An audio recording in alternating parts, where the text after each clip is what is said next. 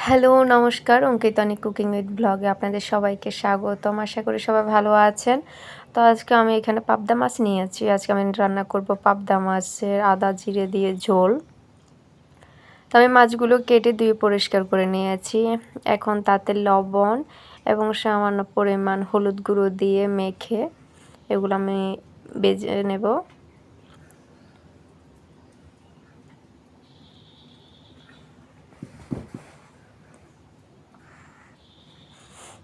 আমি চুলায় কড়াই বসিয়ে দিচ্ছি। কড়াই গরম হয়ে গেছে এবং তেলও গরম হয়ে গেছে।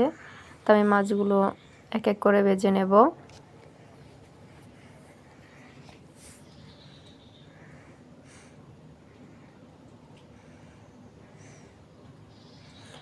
আমার এখানে লাগছে আজকে রান্নার জন্য গোটা মেথি এবং তেজপাতা। এখানে আমার লাগছে আদা বাটা, জিরে গুঁড়ো, মরিচের গুঁড়ো, হলুদ গুঁড়ো, লবণ পরিমাণ মতন এবং 4-5টা কাঁচা লঙ্কা ছাড়া আমি একটু পানি দিয়ে এটা পেস্ট করে নেব। আপনারা চাইলে এখানে জিরে গুঁড়োর পরিবর্তে আপনারা জিরা বাটাটা ইউজ করতে পারেন।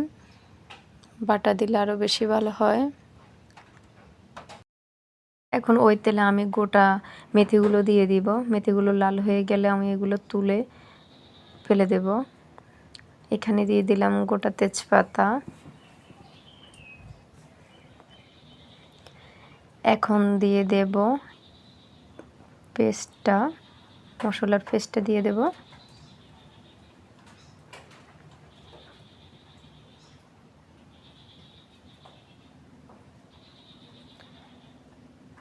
এখন এটা আমি ভালো করে কষিয়ে নেব।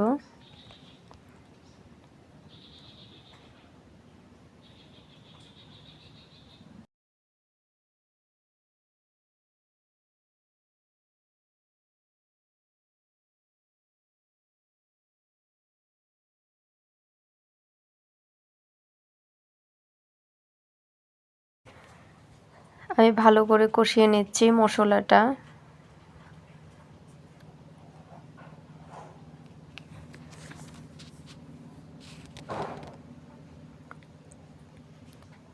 আমার মশলা কষানো হয়ে গেছে। এখন আমি এতে পরিমাণ মতন পানি দিয়ে দেব।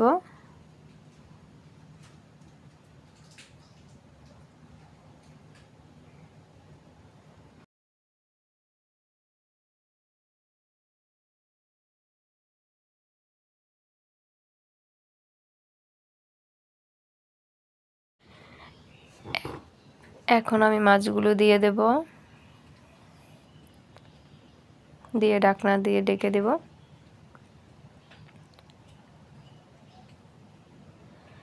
যদি ভালো লাগে অবশ্যই বাড়িতে একবার হলেও ট্রাই করবেন এভাবে পাবদা মাছ আদা জিরে দিয়ে ঝোল করার জন্য। আশা করি ভালো লাগবে। তো কেমন লাগলো অবশ্যই কমেন্ট অপশানে জানাবেন এবং আমার চ্যানেলটি সাবস্ক্রাইব করবেন। সবাইকে আবার অসংখ্য ধন্যবাদ আমার পুরো ভিডিওটি দেখার জন্য। সবাই ভালো থাকবেন।